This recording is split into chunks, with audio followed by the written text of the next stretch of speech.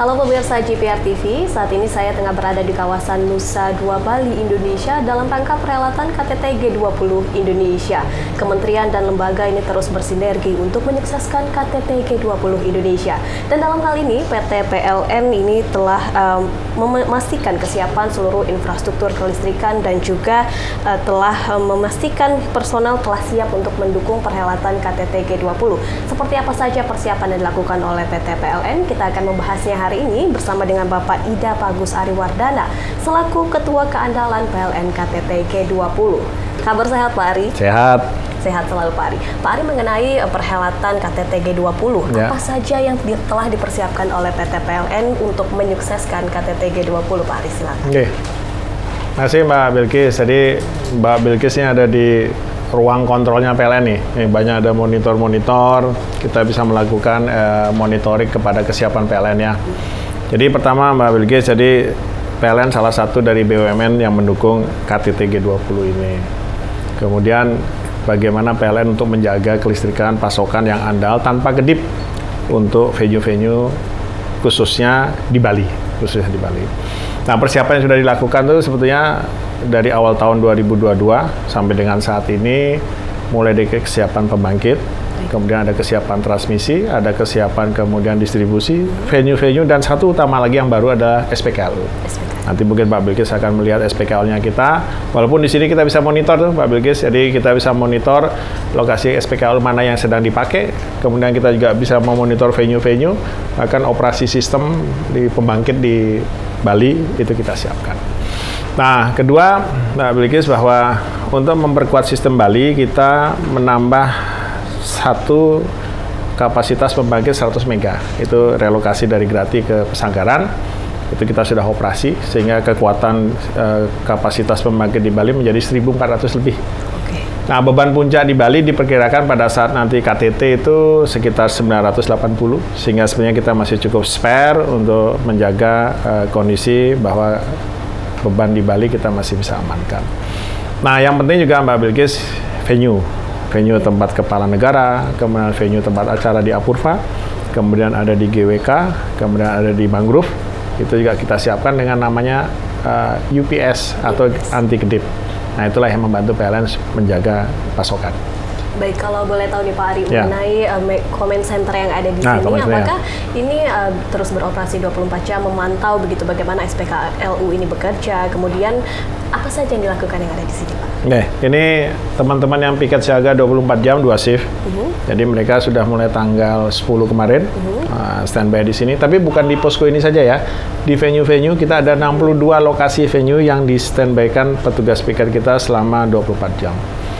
Nah, teman-teman ini selain di sini ada fungsinya monitoring dan piket pimpinan, tapi teman-teman di venue itu juga memastikan di masing-masing venue itu berjalan dengan baik.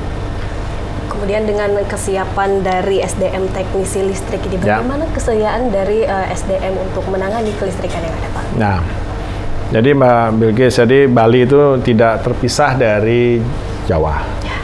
Jadi teman-teman di Jawa juga standby. Total personil yang piket dari teman-teman di Jawa dan di Bali itu hampir 1.000 lebih.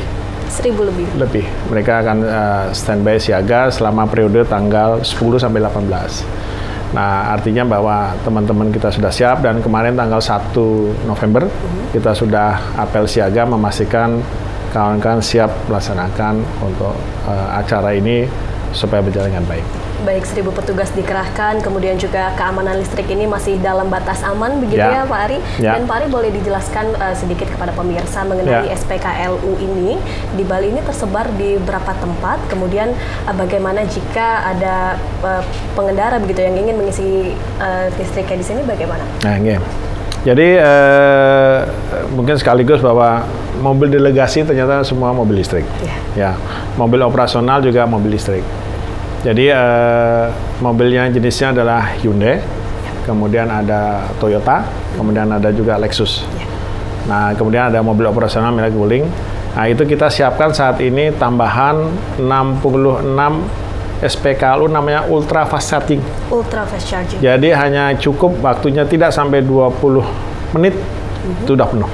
Sudah. Sudah penuh. Nah, ditambah lagi dengan namanya home charging. Home charging itu memang kecil-kecil, tapi tersebar di hampir 12 lokasi hotel, jumlahnya 200. Nah, itu memang agak lebih. Nah, itu kebutuhan untuk sepeda motor.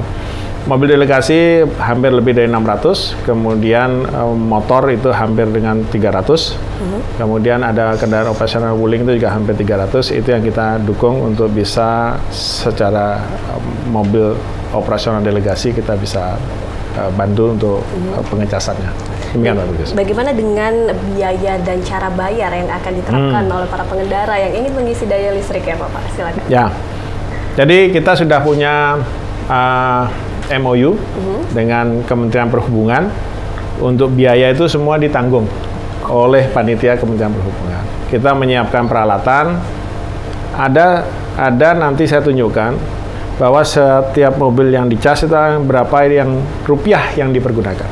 Nah, itu kita akan totalkan, kemudian pada saat akhir daripada acara ini kita akan serahkan kepada Kementerian Perhubungan, itu yang akan kita tagihkan. Jadi sudah diatur sedemikian rupa, tidak perlu mobil delegasi itu mengeluarkan secara tunai atau apa, itu sudah dihitung di dalam aplikasi dashboardnya kita. Berarti semua sudah terintegrasi di dalam satu aplikasi tersebut ya Pak. Dan apakah di aplikasi tersebut ini juga dijelaskan SPKLU mana saja yang mungkin available untuk mengisi daya itu atau begitu Pak? Salah satu dashboard yang kita punya Mbak Bilkis itu luar biasa. Kita dengan jumlah 66 SPKLU, 200 ultra fast charging dan 200 home charging itu kita akan tahu mobil mana yang sedang mengecas di SPKLU nomor berapa, di nozzle nomor berapa, itu kan kita tahu. Dan kemudian kita akan tahu awalnya berapa, sisa baterainya, kemudian akan penambahan berapa. Sehingga kita bersama Pas Pampres akan mengatur bagaimana pengaturan pada saat charging setelah mobil delegasi itu dipakai. Jadi itu sudah ada SOP antara PLN dan Pas Pampres untuk simulasi sampai dengan kemudian pada saat pelaksanaannya. Baik, jadi semua sudah terintegrasi mulai dari banyaknya kolaborasi juga begitu ya Pak, hingga dari Pas Pampres untuk demi kelancaran pengisian di SPKLU itu juga. Dan dan bagaimana jika di SPKLU ini terjadi masalah begitu Pak? Mungkin ini dapat ada di antisipasinya seperti apa dan kemana ini masyarakat dapat mengadu? Ya. Jadi memang SPKLU itu banyak ada SPKLU-nya sendiri, kemudian ada sumber pasokan listriknya, ada komunikasinya, sama kemudian ada orangnya. Nah, orangnya PLN dan Pas Pampres. Kemudian dari penyedia SPKLU itu kita standby-kan orangnya. Termasuk yang backup supply-nya kita juga sediakan orangnya. Termasuk yang komunikasi, yang anak perusahaan kita Icon Plus itu juga siap. Orangnya ada standby, itu termasuk di belakang sana, itu adalah orang Icon Plus. Dia akan tahu komunikasi mana yang di sini yang putus dan yang perlu kemudian akan segera diperbaiki. Oke, jadi ini tidak ada rasa sulit lagi begitu ya Pak untuk melapor jika terjadi masalah begitu di lapangan. Dan terakhir ya Pak, mengenai nasib dari SPKLU ini ketika KTT G20 telah selesai, bagaimana Pak? Ya. Memang ini kan ekosistemnya EV ini kan makin banyak kan ya. Ya di Jawa juga saya kira juga semakin banyak. Memang nanti rencananya ada beberapa yang kita tetap tinggal di Bali, ada yang beberapa kita relokasi karena kan menyesuaikan dengan ketersediaan atau pemakaian atau demand-nya daripada EV-nya kan ya. Tapi saya kira ke depan PLN kerjasama PLN dengan beberapa pihak swasta itu juga memasang SPKLU yang bisa untuk membantu supaya EV itu akan lebih mudah untuk melakukan charging. Ya. Sehingga ini ketersediaan dari SPKLU ini dapat masih ada begitu ya Pak? Masih ada. Ketika KTT G20 itu selesai begitu ya Pak ya? Masih ada. Baik, terima kasih banyak Pak Ari atas waktunya telah bergabung bersama kami dalam dialog. PT PLN siap untuk menjaga keamanan pasokan listrik dalam acara KTT G20. Terima kasih banyak Pak Mbak Bilkis, kami siap mendukung, semoga semua sukses. Mohon doanya. Mohon doanya. Ya, itulah pemirsa dialog kami bersama dengan Bapak Ari selaku Ketua Keandalan Listrik PLN KTT G20. Kita bertemu pada acara selanjutnya. Terima kasih dan sampai jumpa.